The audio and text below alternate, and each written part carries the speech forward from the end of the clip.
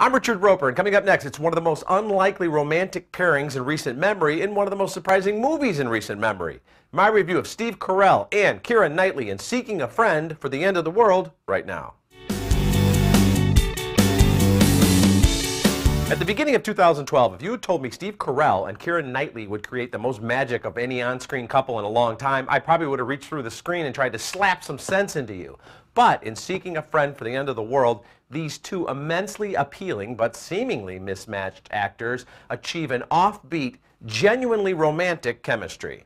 The final mission to save mankind has failed. The 70-mile-wide asteroid known as Matilda is set to collide with Earth in exactly 3 weeks' time, and we'll be bringing you our countdown to the end of days, along with all your classic rock favorites. Writer-director Lorene Scafaria has created a film that is engaging, entertaining, weird, darkly funny, and deeply touching. I love this movie.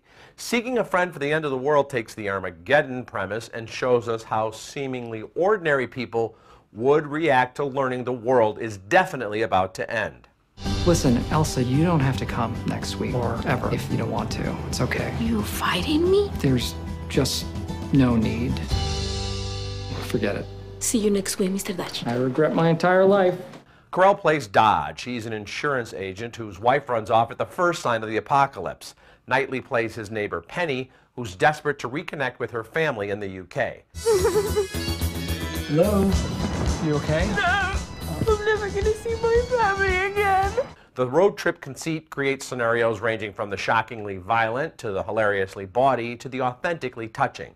And thanks to the brilliant script and the actors' great abilities to leap from absurdist comedy to resonant dramatic truths, the middle-aged, very American star of The Office and the 40-year-old virgin, and the young, very British star of Atonement and Pride and Prejudice create something special. You can't be serious. How fast are you going? 15 miles an hour over the speed limit. Given the...